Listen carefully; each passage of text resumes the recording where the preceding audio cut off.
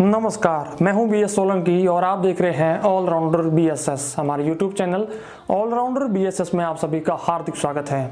आज की इस वीडियो में हम बात करने वाले हैं नवोदय विद्यालय एंट्रेंस एग्जाम 2019 के बारे में।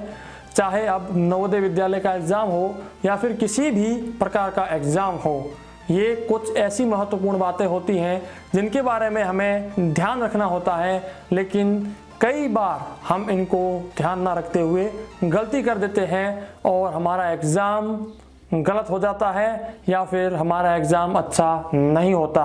तो कुछ इम्पोर्टेंट बातें मैं आपको बताऊंगा जिनको आप हमेशा याद रखें। चाहे आपका कोई भी एग्ज़ाम हो, उस एग्ज़ाम के तहत आपको इन सारी बातों को ध्यान में रखते हुए ही अपना काम करना चाहिए, तो आपका एग्ज़ाम बहुत अच्छा होगा। नहीं तो फिर आपकी भले कितने ही सालों की मेहनत हो, आपने अपनी कोचिंग पर कितना भी पैसा बर्बाद क्यों ना किया हो, आपका सिलेक्शन होने से चूक जाता है। कारण आपकी छोटी सी लापरवाही होती है। उस लापरवाही या फिर उस गलती के बारे में आपको बताऊंगा, तो वीडियो को लास्ट तक जरूर देखते रहिएगा। और अगर आप हमारे यूट्यूब चैनल ऑलराउंडर बीएसएस पर नए हैं तो चैनल को कर दीजिएगा सब्सक्राइब, पास में आए बेल आइकन को प्रेस और वीडियो लास्ट तक जरूर देखें। चलिए कुछ नया सीख लेते हैं।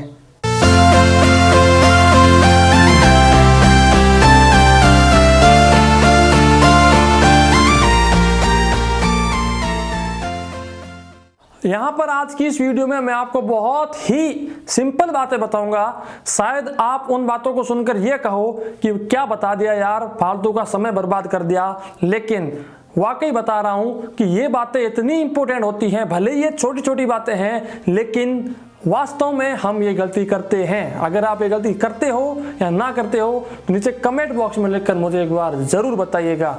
सबसे पहली बात, नींद क्या होती है कि कहा जाता है, कई बार ये सुनने में भी आया है कि आदमी 72 घंटे तक या फिर उससे ज्यादा बिना खाना खाए या फिर बिना पानी पिए भी जी सकता है। लेकिन कहा जाता है कि व्यक्ति अगर 48 घंटे तक कंटिन्यू ना सोए तो वो व्यक्ति पागल होना शुरू होता है, और जैसे जैसे और ज्यादा अगर ना सोए तो उसकी मौत भी हो जाती है।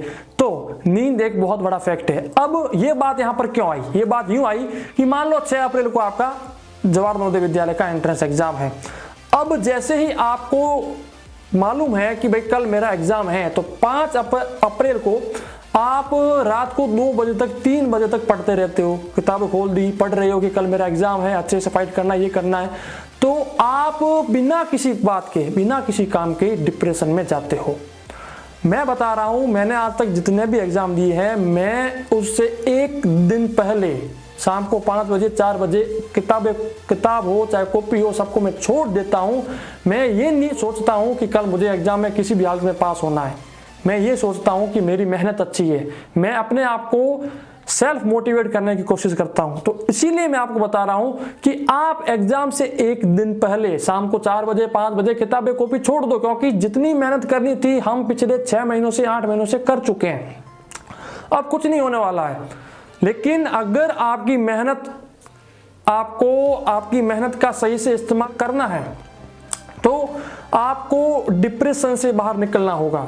6 अप्रैल को आपका एग्जाम है, 5 अप्रैल को आप वक्त पर सो जाओ, खाना वाना खाकर सुबह जल्दी उठो या ना उठो, भले 8 बजे उठ जाओ, लेकिन नींद कंप्लीट ले लेनी है।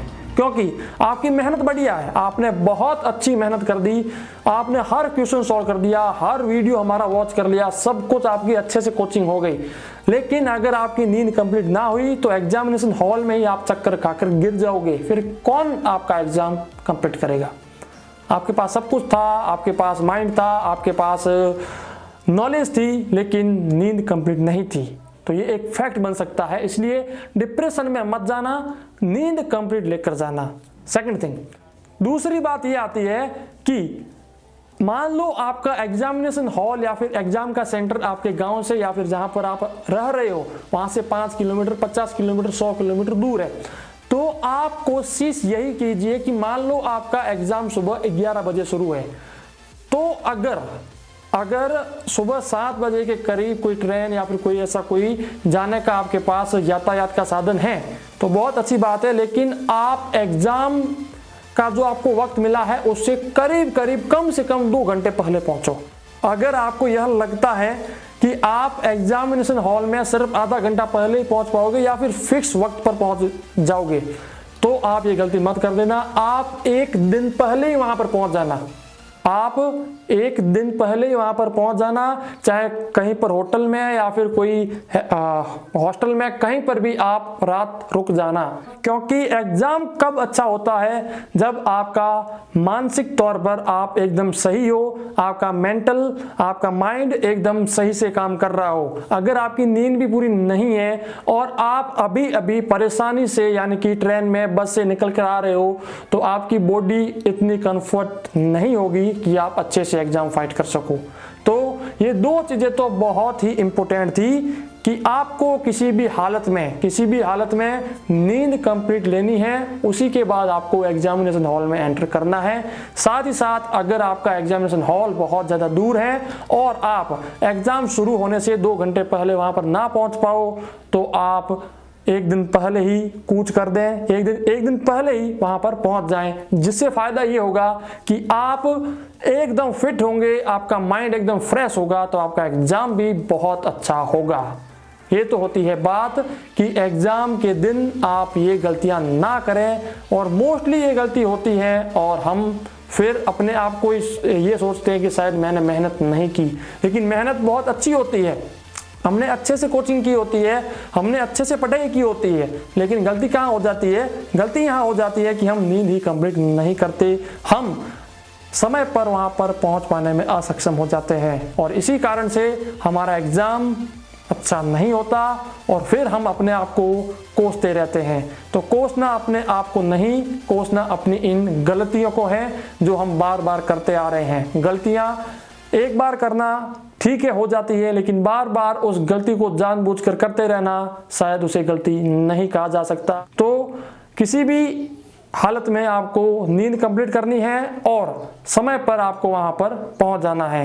तो ये तो थी 2 महत्वपूर्ण बातें जिनके बारे में आपको ध्यान रखना है। तीसरी मोस्ट इंपोर्टेंट बात वो ये है कि जब आप एग्जामिनेशन हॉल में जा रहे होते हैं या फिर एग्जाम की ओर जा रहे होते हैं, तो आप को जो चीजें लेकर जानी है, चाहे वो आपका एडमिट कार्ड हो, चाहे वो आपका पेन हो, चाहे वो आपका फोटो हो, चाहे वो आपका आईडी प्रूफ हो, या फिर कुछ भी चीज जो आप पहले से सोच के रखे हैं, उन सारी चीजों को रात को सोने से पहले किसी बैग के अंदर रख लें और सुबह याद रखें कि मुझे ये बैग लेकर जाना है। क्योंकि कई बार होता है कि हम जल्दबाजी में अपना एडमिट कार्ड भूल जाते हैं, फिर एंड वक्त पर वहां पर हम पहुंचते हैं कि अरे यार मैं तो भूल गया हुआ, फिर जाते हैं लेके आते हैं। तो इससे क्या होता है कि आदमी बहुत ज्यादा फ्रस्ट्रेट हो जाता है। तो आपको ऐसा भी नहीं करना है।